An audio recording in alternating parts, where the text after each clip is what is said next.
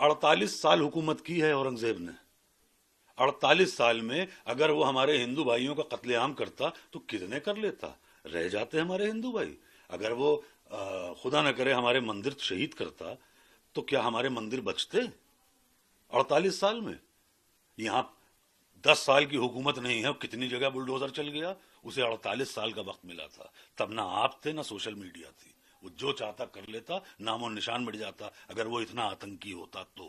ایک بڑا اہم سوال اس بیچ آتا ہے کہ اس معاملے کو لے کر کے ابو عاصم اعظمی جو ہیں ان کے اوپر تمام ملک میں جگہوں پر مقدمہ لکھ دیا گیا.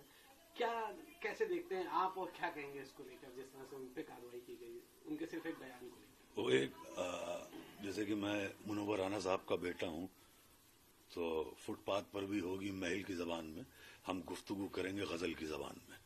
تو ایک استاد شاعر کا شعر ہے, اس میں غزل کا ایک مطلع ہے کہ جو اس حالات پہ ہے ابو عاصم صاحب پہ جو آپ کہہ رہے ہیں کہ مقدمے ہوئے اور یہ وہ, تو ان کا شعر ہے کہ شاید یہ ظرف ہے ہمارا جو خاموش ہوں اب تک, ورنہ تو تیرے عیب بھی معلوم ہے سارے, اور ہر جرم میری ذات سے منسوب ہے اتنا, کیا میرے سوا شہر میں معصوم ہے سارے. صرف ہم ہی نشانہ بنتے ہیں, ہم تو کچھ بھی کر دیں برے ہیں. بھائی میں کہہ رہا ہوں اورنگزیب خراب تھا, میں کہہ رہا ہوں کہ ایک اچھا بھلا آدمی وہ تھا بہادر شاہ ظفر, وہ بھی خراب تھا. ہم مان لیتے ہیں علاؤ الدین خلجی بھی خراب تھا, یہ بھی خراب نکلے.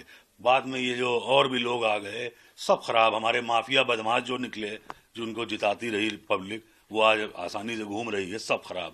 جب میرے والد منور رانا خراب ہو سکتے ہیں تو پھر تو یہ لوگ تو بہت برے ہوئے ہیں. بھائی یہ تو مطلب میرے والد کی کیا غلطی تھی؟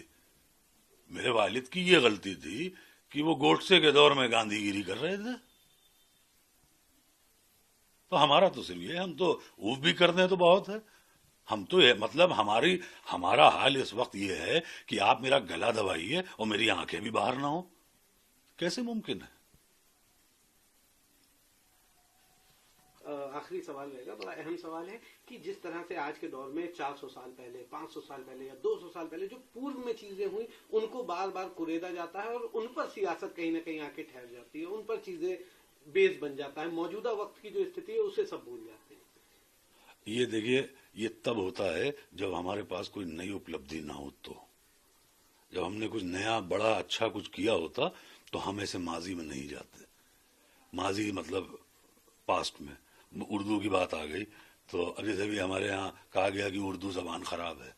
اب بتائیے صاحب, فراق گورکھپوری اتنا بڑا شاعر, رگھوپتی سہائے نام تھا ان کا تخلص تھا فراق گورکھپوری.